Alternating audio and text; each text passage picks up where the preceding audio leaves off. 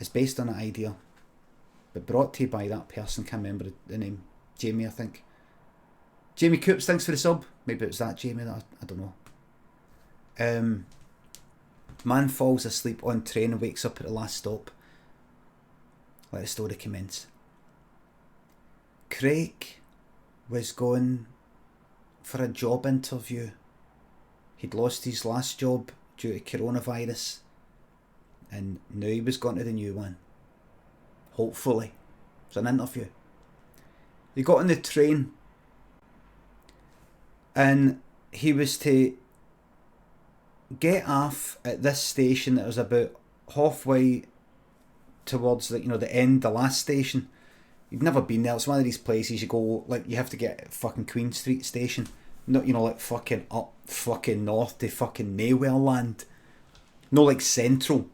No, like Glasgow Central that goes south and goes west to the good places, but it goes like fucking east and north to like fucking fuck knows where.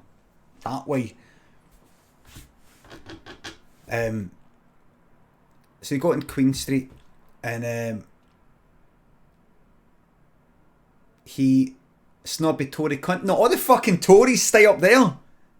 All the Tories are to the fucking east and up fucking north. Somebody calls a Tory cunt, you fucking daft. Air's full of Tories, isn't it? Glasgow. Paisley. Full of Tories. Edinburgh. Aye, good Labour. Good fucking full of Tories there, man. Fucking Inverness.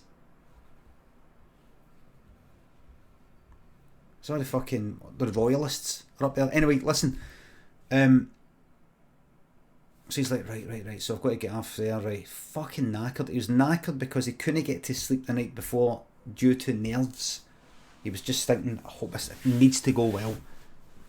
Bills to pay. Hope it goes well.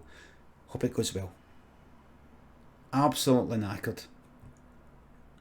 Fell asleep, didn't he? Fell asleep. When he woke up, the train wasn't moving. He was like,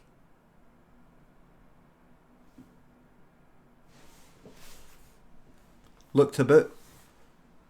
No cunt was on the train. It was at a place. No. Looked out. It's a station. There's no the track ends. You could see with the other track next to it.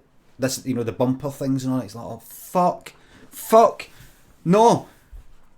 He's saying, how long does it take to get back? What was it? I better phone it. It's like, no, fuck. Just then, a guy walked up to him and said, "Don't tell me you fell asleep."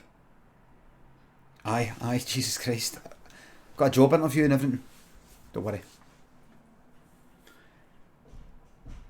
I saw that you were sleeping and I thought, he's gonna miss whatever it is he's gonna miss.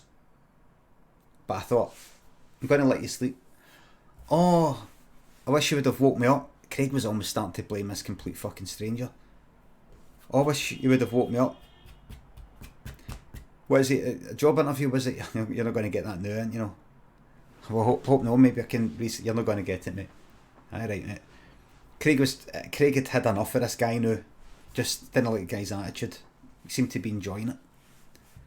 The guy went, "No, sorry. The reason I'm saying that, I just want to tell you that you have probably. I just want to get you to move on to reality here.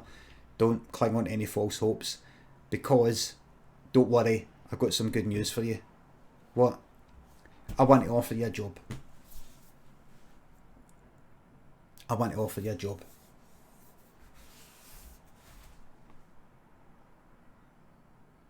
And Craig thought to himself. He looked at his drink that was there. You remember this guy was sitting opposite him?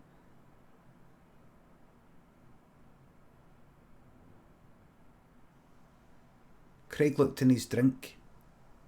There was a powder. could see a white powder in his drink, and he thought, did this guy drug me in order for me to go to sleep so that he would miss the interview? Craig didn't think, no. You can't plan a thing like that. That'd be daft. If that was in a story in a film, for example, you'd go, aye, right, so if that's going to happen. Craig went, what's the job? And the guy went like that and walked off the train. Craig thought, I'm not following him. But he did have to get off the train. The train wasn't just sort of going to head back. They had to get the cleaners to come in, and Craig had to have a wee think about things. So he went off, and he wasn't going to go with the guy, he was just going to ignore it. But then he saw the guy in the station building, and he was like that.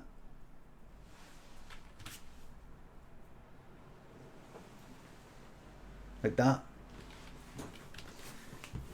Craig thought, right, I'll follow him.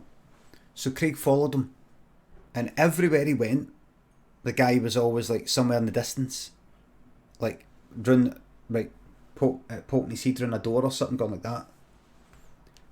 And then he went out into the street outside, and the guy was like up there at the corner of a building, like this.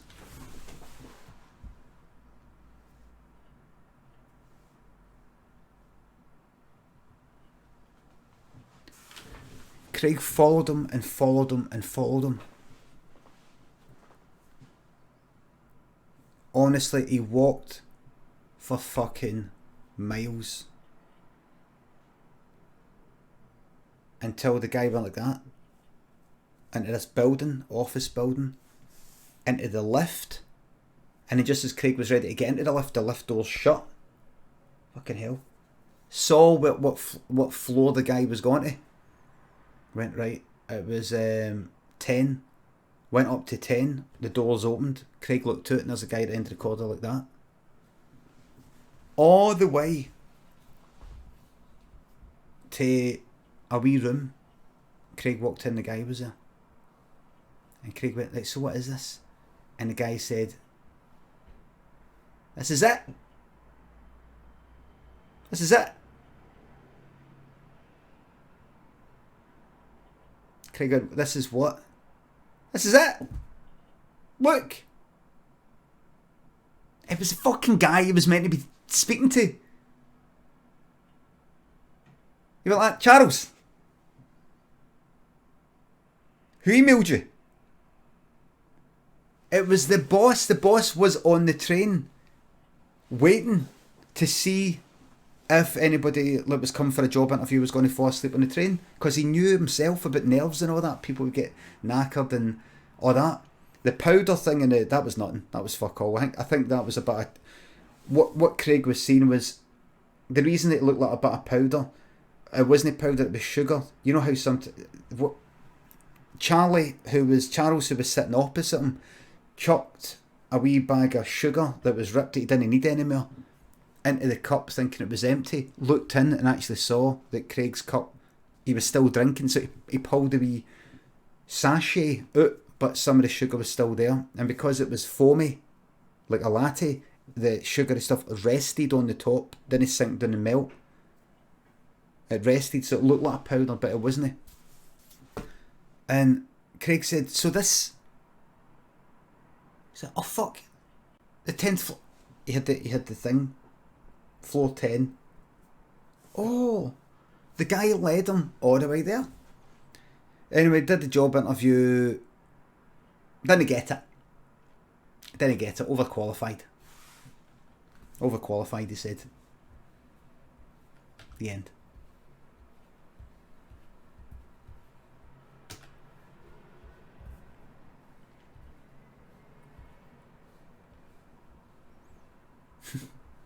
He's overqualified. It's just hard to get a job these days.